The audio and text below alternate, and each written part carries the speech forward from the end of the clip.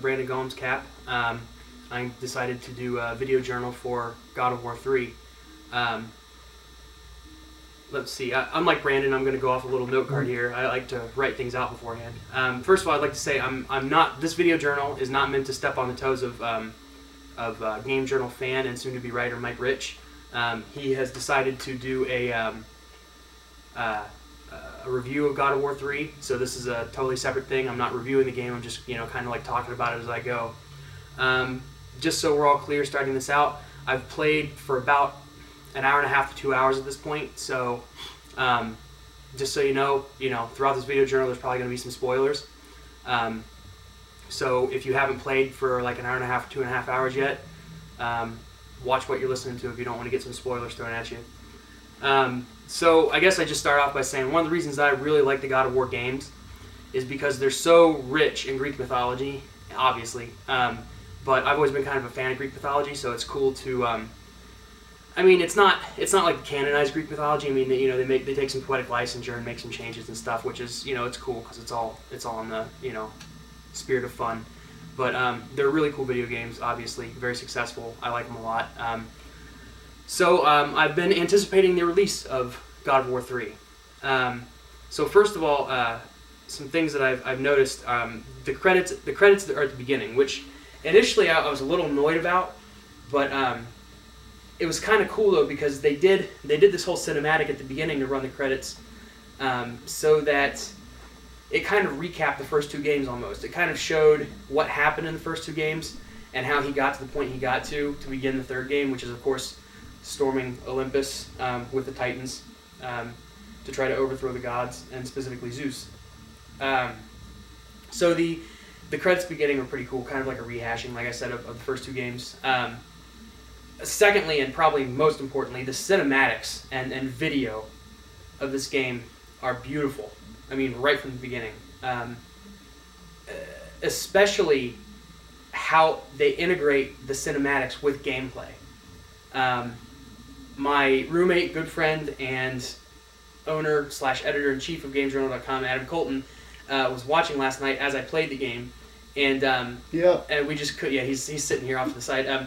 We just couldn't get over how cool the just the gameplay itself is, let alone the cinematics. But I mean, literally you're like storming Mount Olympus on the back of Gaia, and as you are approaching the summit, you're fighting with Poseidon like in game, like running around Gaia's back, swinging from peak to peak, climbing around on Mount Olympus, and there are other titans climbing up the sides of the mountain in the distance. I mean, it just is amazing. I mean, beautiful, gorgeous game. Really, really grabs you from the beginning and sucks you right into the game. It does not miss a beat from the second one. It starts up right where the second one lets off, much like the second one started up right where the first one let off.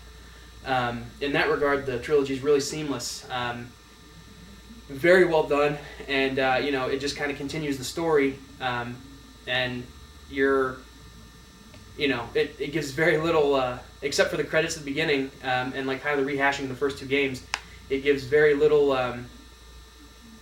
chance for you to wonder what's going on. I mean, it just immediately you're right in there. Another really cool thing that I've noticed already about this game is the positioning of the power buttons. I can't. Is that what they're called? Like the quick time events. Yeah, the quick time event buttons. I've always had kind of a problem hitting them fast enough, like sometimes like I'll be so intent on what's happening on the screen that an X will pop up on the screen and I'm like, oh shit, and I'll hit X, or I'll try to hit X and I end up hitting square or circle or something like that. But it's really neat because with God of War 3, the QuickTime buttons are actually, they correspond to like this, the positioning on the screen corresponds to where they are on the pad. So like if it wants you to hit a circle, the circle's over to the right. If it wants you to hit an X, the X is down at the bottom. Triangles at the top, squares on the left side of the screen. So it kind of helps. I'm still a little bitter just because I like the cool effects of the QuickTime buttons and the cinematics that go along with them, but I usually get so intent on trying to hit those fast enough that I kind of miss some of the action that's happening on the screen. So it's kind of a bittersweet thing, but Overall, I like the way that they position them so that you're more easily able to to correspond with where they are. Excuse me, on the controller. I gotta say, I won't give away any specific names or anything, but even in just the prologue, there you get to single-handedly kill a god in just the prologue. So that's pretty cool. Right from the beginning that that you have that much invested in the story already before you even have the prologue. It's pretty cool.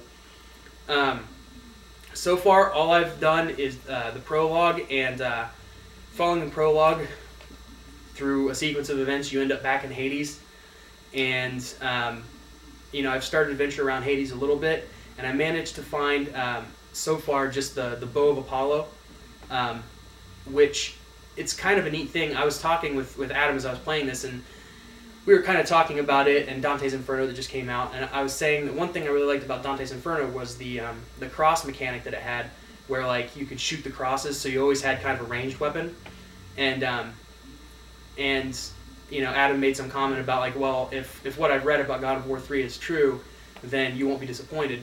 And sure enough, one of the first side weapons you get is the Bow of Apollo, which is a pretty neat ranged weapon that you can use repeatedly throughout the game. So that's where I'm at right now. Stay tuned, and we'll have some more video journals up for you as I play through the game.